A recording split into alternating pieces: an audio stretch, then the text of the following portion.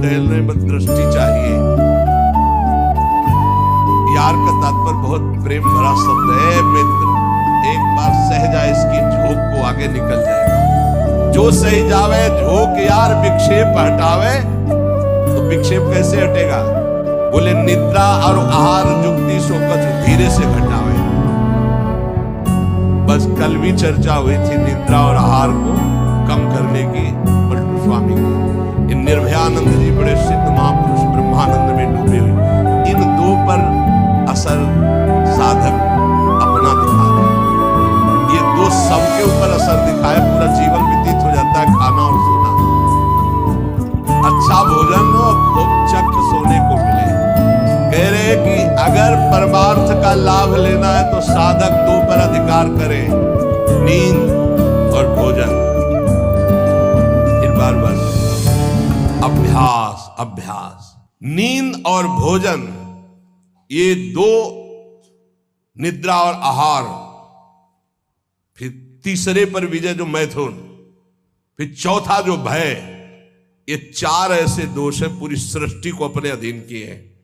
निद्रा, भय, आहार, मैथुन, ये सब के सम जग उपजाए, सब इसी में फंसे हुए हैं।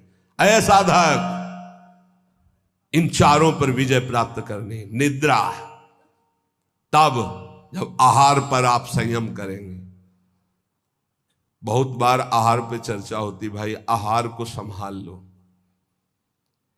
इसको बढ़ाते चले जाओ, एक एक कवल बढ़ता चला जाएगा।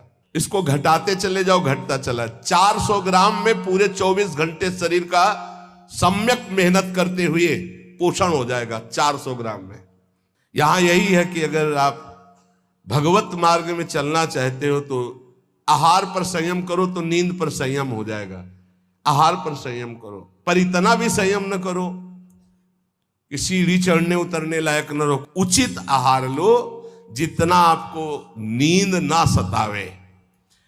ये बहुत बड़ी सिद्धि है। अगर आप निद्रा और भोजन पर शासन नहीं किए तो काम और क्रोध पर शासन नहीं कर पाओगे, पक्का। ये चार चीजें साधु के जीवन में बिल्कुल शासन में होती है। निद्रा, भय, आहार, मैथुन। भय नहीं होता साधु को। साधु का मतलब होता भगवत मार्ग के पथिक, चाहे गृहस्थ हो चाहे विरक्त हो। और नींद पर बहुत शासन होता है, और आहार पर बिल्कुल विजयी होता है वो, और वो मिथुन धर्म का त्यागी होता है।